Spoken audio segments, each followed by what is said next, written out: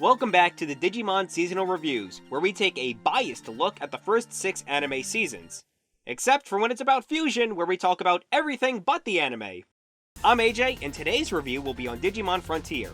There's a lot to discuss with this season. It's the most divisive, the most controversial. You either love it or you hate it. I tend to be in the former, especially since this was the first Digimon-related thing I have ever watched in my life. I think this is a great season, but there are some setbacks from making it an excellent season. But keep in mind, I do have a bias for this season, because it is near and dear to my heart. Just a side note, I will be jumping back and forth from the actual review and what really went down in the Shareverse timeline. Here's the symbol to indicate what I'm referring to is what I created or altered. I guess the best place to start would be the beginning. It's the year 1991, and Shinji is keeping a close eye on the digital world. By the end of last year, Xiaomon and the others returned to the digital world, for real this time. Within a year, the digital world's landscape changed and reformed multiple times over due to the accelerated time frame, hence why in every season the digital world is completely different than what came before. Also around this time, some of the iconic groups of Digimon we're familiar with were founded, such as Olympus 12, the 7 Demon Lords, the Digimon Sovereigns, and for today's video, the Royal Knights, the Celestial Digimon, and the 10 Legendary Warriors. After sealing Lucemon away, the 10 Elemental Warriors converted their powers into spirits and split off into 2 groups of 5, both human and beast spirits for each element. Shinji caught wind of this and planned on using these spirits to interact with humans both physically and mentally.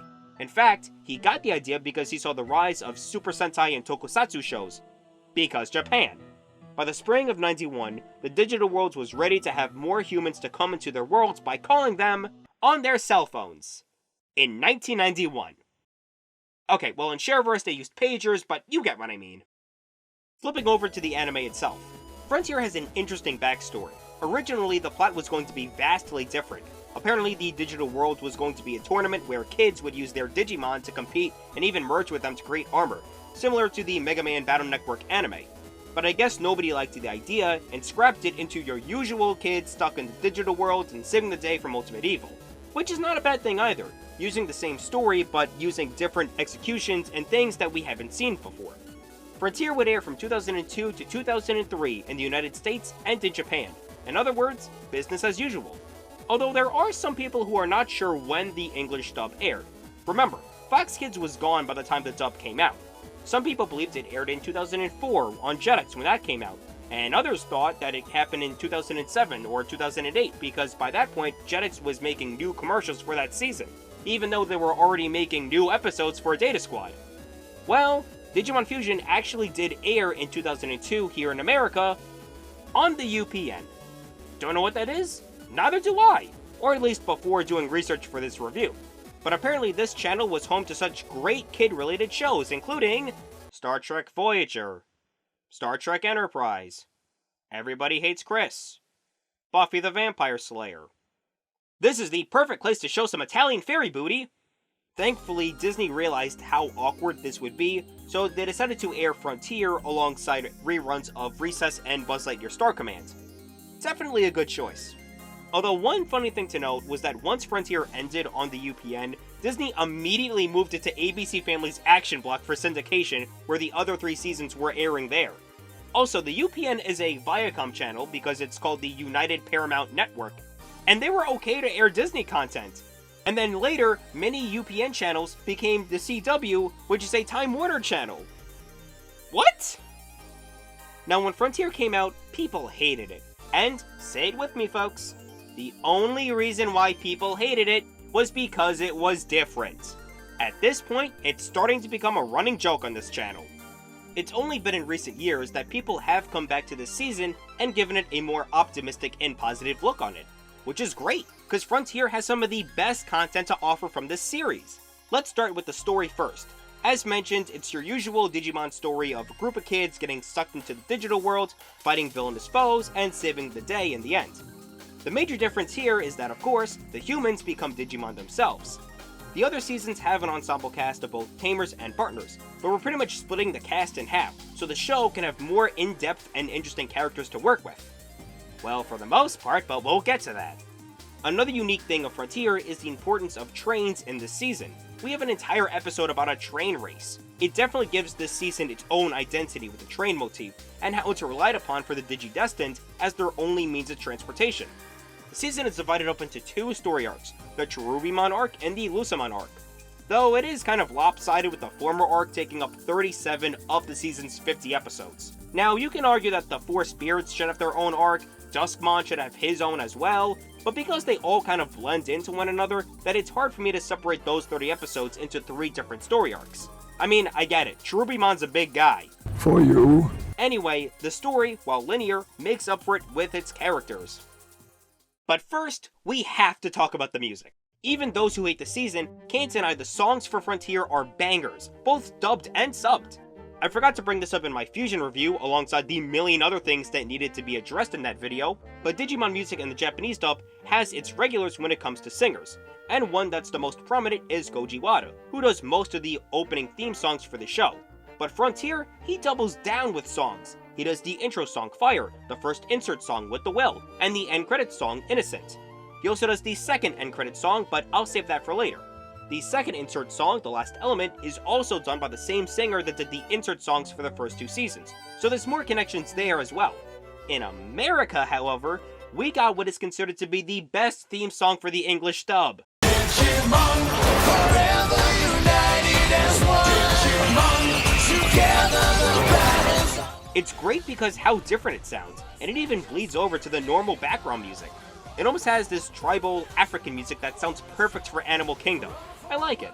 There's a world for us all. Now in Japan, Digimon music did not end with just the show.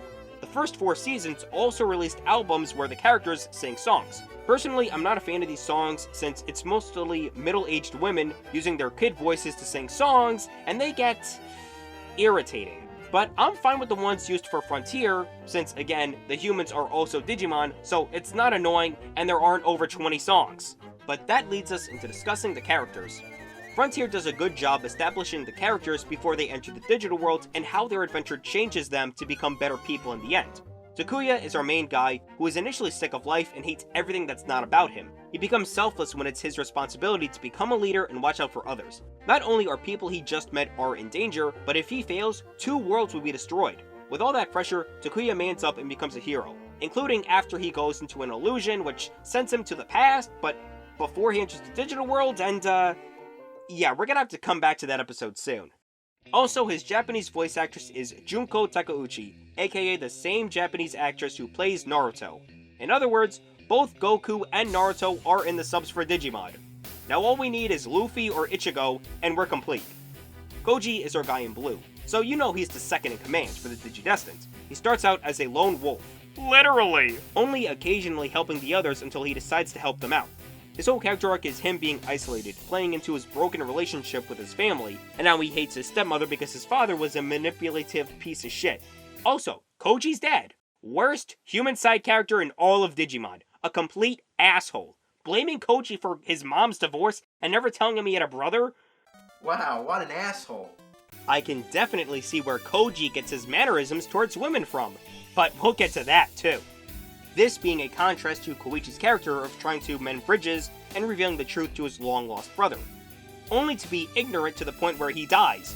Oops, spoilers! And his mind gets corrupted by Cherubimon to become Duskmon. It's only through the power of Brotherhood where his ghost, spirit, I don't know, is redeemed and helps out the others. I also like how his main element is still darkness even after being redeemed, showing that there will always be a balance between light and dark, and how darkness can be used for positive reasons.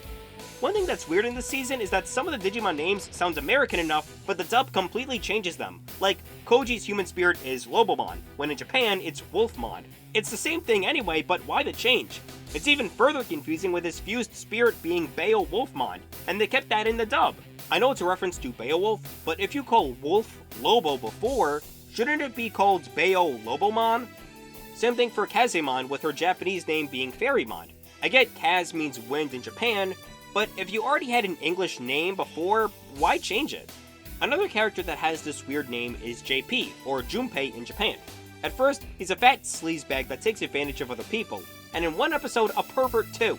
but he gets his shit together really quick and becomes one of my favorite characters of the season. He's played by the great Steve Blum. Think about it. We have a character named Junpei, played by Gale. I do not comprehend. See the connections? See the connections here? See the connections? His human spirit form is called Beetlemon, when in Japan, it's called Blitzmon. I think the change works here because he is a stag beetle, whereas Blitz means lightning, but I mean, just look at him. He's definitely a beetle. Tommy, or Tomoki, is the last guy to bring up. At first, he starts out insecure and a victim of being bullied because he's a kid. Eventually, he gains courage to stand aside the other members and becomes a respectable member of the group. Even in one episode, he encounters his 4 bullies, but we'll get to that in a bit. He's played by Brienne Seidel, who also played Jim in Outlaw Star and Junior in Xenosaga. I guess she's got a knack for playing wise-ass kids flying around in a spaceship. Now, there is one more member I didn't bring up, and that's because it leads into something I have never seen anyone talk about. You see, there's a slight underlying issue regarding sexism in Digimon Frontier. So, Zoe Orimoto, or Azumi in Japan, the token female of the group. She's played by Michelle Roth, which means I can use this soundbite out of context. Of course, it's not like you're prettier than me. I mean, that's not even possible. Stupid faggot little cocksucker! Say it does it! Her character backstory is pretty cool. She's part Italian, which gives her bonus points automatically, and she even speaks it in some cases. Molto bono! Molto bene! Yeah, what she said. She cooks some fire-ass food, which again, bonus points because Italian, and her character flaw is that she's insecure about others because she keeps everything to herself, as well as being left out of groups and recovering from that trauma. Honestly, this is a great and relatable character flaw for somebody like Zoe to have. I mean, it would be nice if there was more execution more often.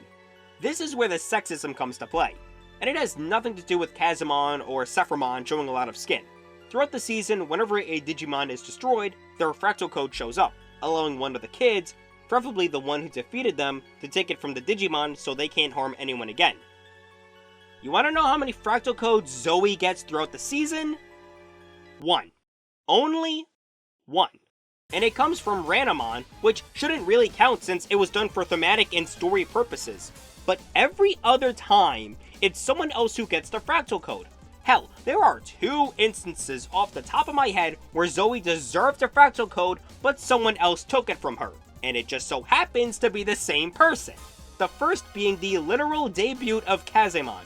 Zoe doesn't even win her first match. Instead, Koji shows up out of nowhere and takes it from her.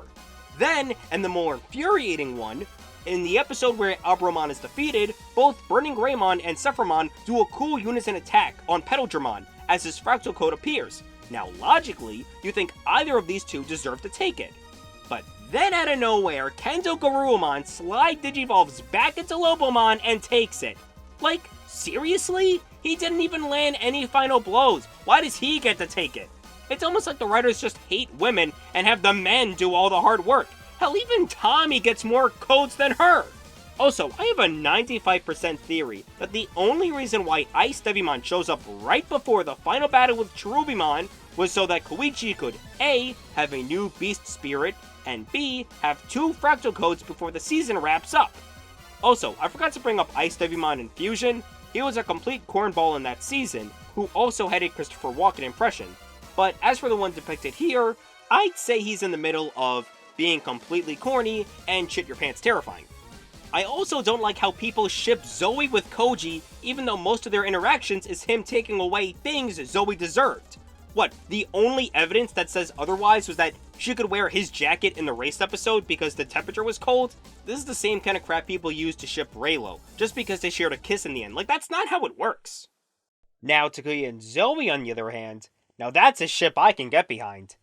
Even recently, the Digidestined order has been swapped around. In the show, it was Takuya, Zoe, JP, Tommy, then Koji, and Koichi when he joined.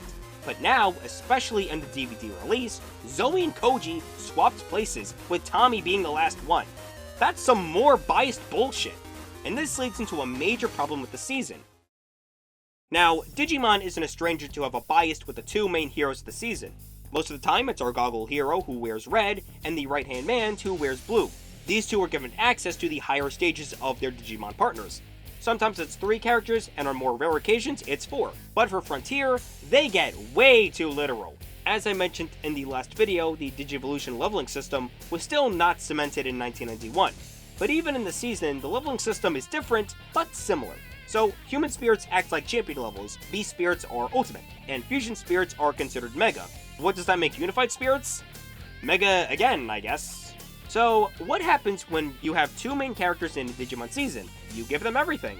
Even Takuya gets a rookie form named Flamemon, which again, we'll get to that episode later. And even though he doesn't appear in this season, Strabimon is the canonical rookie form for Lobomon, and none of the other elemental spirits get the same treatment. Again, it's even worse for fused spirits. While introduced as a placeholder for the season's proper megaforms, basically it combines the elements human and beast spirits as the name implies. So while Takuya and Koji get their fused spirits, the others don't, because again, fused spirits are technically mega levels, which are only reserved for the two main characters, even though it leads into some plot holes because everyone else has the requirements for a fused spirits. Now, following Frontier's release, the other four Digidestined do get fused spirits. I don't know where these decisions came from, but that's what they are in the wiki. Even Bandai has acknowledged these forms as the true fused spirits. However, I have to disagree with these choices, mainly because they do not fit. What a fused spirit is, or what is implied in the show, is the human and beast spirits merging and creating a design that resembles both spirits. Aldamon is basically a Gunimon with Burning Greymon limbs, and the same can be said for Beowulfmon. However, the fused spirits for Tommy, Zoe, and JP do not follow this rule, and it just looks bad in comparison. So I'm going to briefly debunk these decisions and why they're wrong. Let's start off with Tommy first, with his fused spirit, apparently, being Daipenmon. What's the problem? Just look at him compared to Kumamon and Korikakumon. White, purple, and how did we go from Snow Bear to giant purple ice cream machine penguin? Just because it shares the same ice motif doesn't mean it's the logical fused spirit for the ice element. JP is next, with his fused spirit being Tyrant Kabuterimon. And again, why doesn't it look like the other two spirits? Hell, I would argue Metal Kabuterimon looks like a proper fused spirit. Did they get these two forms mixed up? The only one that you could sort of argue being true is Zoe's fused spirit being Jet Sophimon. Other than the fact that she's female and uses wind powers, it doesn't look like a fused combination of Kazemon and Sephirmon. Now, I did forget to address Koichi's fused spirit, and that's because his makes the most sense. Riheimon looks like Laomon with Jagger Laomon armor, what a fused spirit should be. And from what I can tell, this was made during Frontier's release, but he didn't use it, though they did make a toy off of it. Alright, I talked too much about our heroes. I forgot about their associates. Bokumon and Neemon are the group's advisors, and also foster parents to Patamon when he died as Seraphimon. Some people find them annoying, but honestly, I think they're fine. They kind of have an old couple dynamic, where they make quips about one another, which is ironic since Neemon's the one wearing the pants in the relationship. But man, some of Bokumon's comebacks are just straight fire. Hold up! Just how did you find out his name is Beowulfmon? That's a silly question. What else would you call him?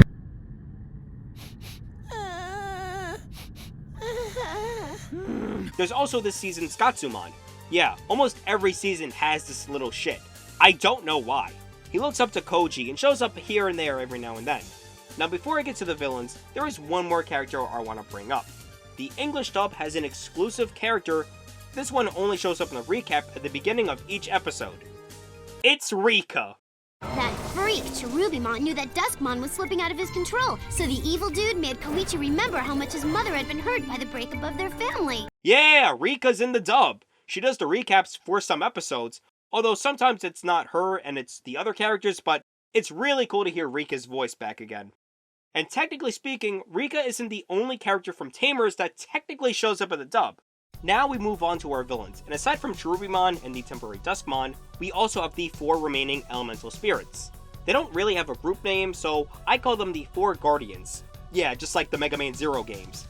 There's the Green Leader, the Blue Water Girl, the hot-headed brown red one, and the 4th one. They're all fine villains. The only problem is that they don't have that much character, and the only real interesting thing is that Mercurymon's beast form is Shakumon. He can hold a lot of people inside of him, and he can also be inside himself, and also taking Seraphimon's fractal code to become Shadow Seraphimon. Again, inside himself.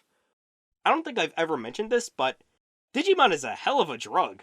But the English dub voices for these characters are where it's at. Grumblemon talks like Tarzan, speaking in the first person, Abrumon is a derp, Ranamon is a Valley Girl Southern, and Mercurymon is played by Darren Norris. In other words, if you watch the dub, you'll hear Cosmo/Mr. Turner and or Gordon from Ned's Declassified speaking in Shakespearean dialogue. My, art thou jumpy? One might accidentally get the notion that thou art afraid. By the way, Ranamon has a thing where she can create copies of her hands and even tickle people, and some people get off to that. Y'all motherfuckers need Jesus.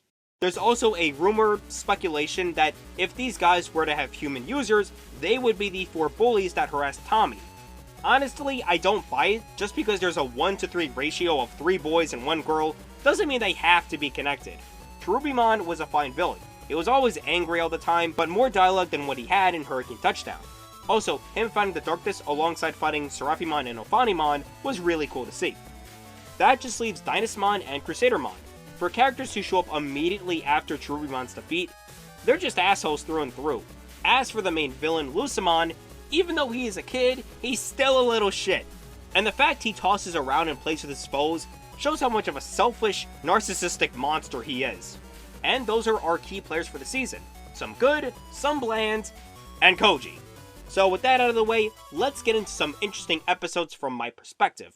The first 17 episodes are fine on their own merit, nothing special. Within these episodes, everyone gets their human and beast spirits, but as I mentioned before, it's the usual Digimon routine of characters getting stuff and then using them in subsequent episodes. Now the reason why I'm starting with episode 17 is something that is unique to the English dub. So during the end to a montage of the Digidestin searching for an item at a bazaar, Zoe asks a Gallantmon and it shakes its head no. However, in the English dub, they ADR him saying, Wish we could help. And he uses the exact same voice as Takato from Tamers. This had led some fans to believe that Tamers takes place in the same universe as Frontier, or how can Frontier happen before the event of Tamers in the Shareverse timeline? Or even that Takato hopped dimensions the same way Ryo did from the Adventure to the Tamers universe. Well, I think there's an easier answer to this. Brian Beacock, the voice of Takato, also voices Bokomon for this season. I think the English dub writers wanted to poke fun at that fact. The next episode was the aforementioned Train and Race episode, which is interesting in its own merit. But at this point in the season, I think it's time to bring up the movie. Much like other anime, Digimon made movies based off the show. And much like other anime movies, some of them are non-canon and become frustrating to fit in the timeline. There are films that are canon, but they take place before or after a season. The same cannot be said for the movies that take place in the middle of a season. And for example, Frontier's only movie, Island of the Lost Digimon. It's not sure where it takes place in the timeline, but it has to have happened after everyone gets their beast spirits, or at the very least Takuya and Koji before Duskmon shows up. But I guess it has to happen earlier since they're not babysitting Seraphimon's egg. As for the movie itself, it's whatever. 2 different factions of an island are fighting for a humanoid or monstrous Digimon. Both are being tricked by an outside first name, Murmuckusmon, that's manipulating both sides to cause more chaos. So it's basically the Clone Wars. Murmuckusmon is just Palpatine. Although I do like how Takuya and Koji swap spirits that are opposed to the group they're supporting for each battle. So for the first fight, Takuya sides with humanoid Digimon in his Agunimon form, as Koichi sides with the Anthros in his Kenzokuruomon form. Then in the final battle, they switch spirits, so now Takuya has his beast spirit and Koji is in his human spirit. Now, one thing to note is that the English dub for the movie was released 1 year after Frontier ended, alongside the second Tier 2 movie, and both Tamers movies aired on Toon Disney in 2004. And the funny thing to note is that the other 3 movies used Frontier's soundtrack. I mean, it worked for this film, but it's just so weird hearing the Frontier theme in Tamers and Adventure. Okay, now let's get into the episode that made me get into Digimon. Episode 19, Would You Like Some Fries With That? Let me arrange the setting. It's the year 2004, in November or December, and I'm watching TV in my grandfather's condo in Florida. My parents were planning to go to the hotel's pool that night, which normally is closed by this hour. Right before we go, I'm watching Jetix, and they were airing reruns of Saban shows. They just finished the second part of the season premiere of Dino Thunder, and following that was an episode of Digimon Frontier. For the next 10 years, I could not remember what episode this was, but the only thing I recalled during this period was Takuya and Koji were washing dishes as the others were sitting outside. And when I came to this episode, when I got my hands on the DVD box set, everything just clicked. it made me really happy since I was literally returning to the night where I was first exposed to Digimon, at least on the TV, not on the computer. And then the next episode had Koji mansplain and steal Zoe's fractal code that she deserved, but I already went over that. However, one episode I did not go over was the episode after the episode that came out after. Home Again, Takuya Returns. There's just so many questions that the show never answers, I'll just rapid fire them. First, is Dark Tramon in cahoots with Duskmon? Cause it seems like that, except for in the end. Why is Takuya in his Flamemon form? They never address it, and heck, they don't even call him by his name, so unless you weren't a fan, you wouldn't know that Flamemon is the rookie form of Agunimon. They don't even give him a Digi-Analyzer screen.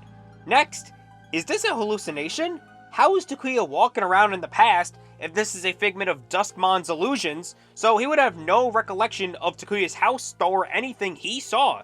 Unless they're colliding memories, or can Duskmon time travel? I don't get this episode. In fact, why would he have Takuya see that he's actually Koichi, if he's supposed to suppress all of his memories of being a human? Then in a later episode, the group fights Duskmon, and they get scared of personal fears or something. But then Agunimon tells them they should let human emotions go because they're Digimon, they should act like one. Which, I mean, I don't know. Considering the fact that you literally just had your mind warped by the fucking illusion time travel that we just went over, I don't know. Saying that you should give up all human emotions and focus on primal instincts as a Digimon, that sounds like something Duskmon would say. But this somehow works, and eventually later, Koichi joins the team. And unfortunately, this is where the season kind of falls off.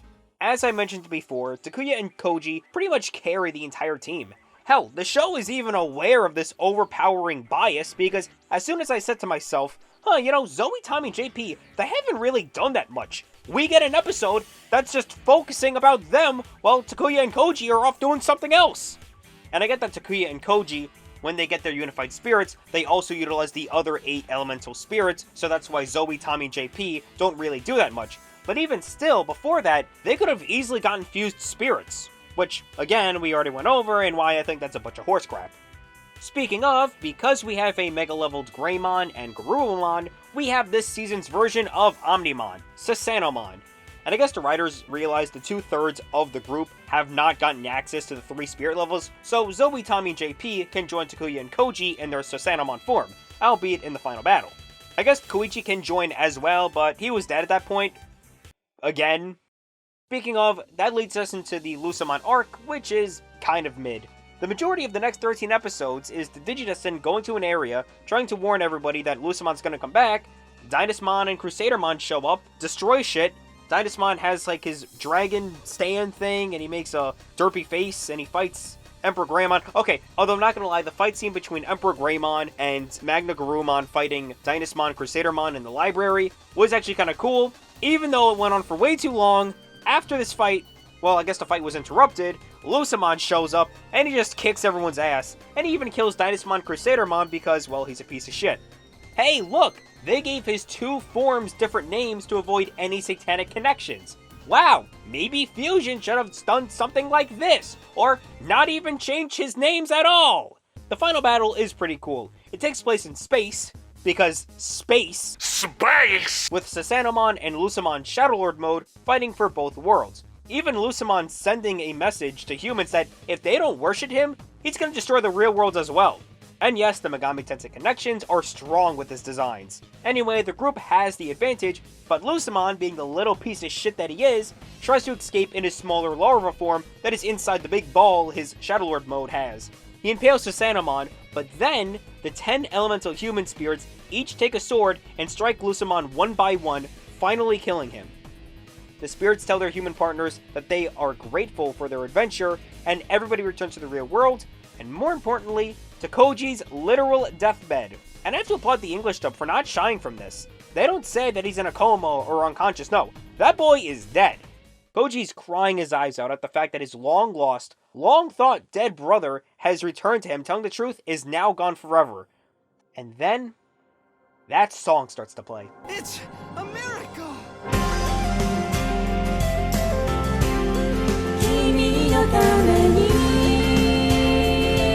Endless Tale is the second end credit song for Frontier. It's a duet by Wada and Maria Ai, also known as AIM. And it's one of my favorite songs in the entire anime. definitely top 5 material. The fact that this plays during the ending scene and epilogue showing how everybody has changed since the start of the season is so heartwarming and wholesome. And the show knows this because in the end credits for the final episode, they play the second verse, which is a nice addition to detail. While I love the song, I personally prefer the acoustic piano version done by Oda Michiko, who also did Slash for Tamers, but both versions are great. And the reason why I held back on talking about the song was for the ending. I have not addressed this yet, but Goji Wada passed away due to lung cancer in 2016, and in a more recent Digimon Anniversary special in Japan, AIM performed the song while the original audio tracking for Wada backed her up for the duet, with a lone microphone standing next to her. And my god, this poor woman is crying her eyes out but smiling all the way through. And that's the best way to sum up Digimon as a whole. The entire community are all wholesome individuals that care for one another. Sure, people have different opinions over certain things, but the goofs are always lighthearted. And I think Frontier is that bridge between legit criticism and having a biased approach. In the end, us fans are all the same. Digimon Frontier is a good season for taking what works and expanding upon it, albeit in a different direction. Sure, there were many things that severely hurt the season, but the positives outweigh the bad. I should say more bad things about the season, but this season holds a special place in my heart. It subtly got me into the franchise. I can't punch down on it. And for a while, this was it. This was the last season of Digimon in both Japan and America. Japan would have to wait 3 years for the next season, and we had to wait 1 more. I think the negative backlash this season got initially was so damaging, they needed to take a break for doing a season every year. But as I said before, people have come around to this season and appreciate it for what it is. And I think that's the recognition that it deserves. That wraps up Frontier. Next time is the one everyone loves, Tamers. Until then, I'm AJ, and I'll see you all in the next one.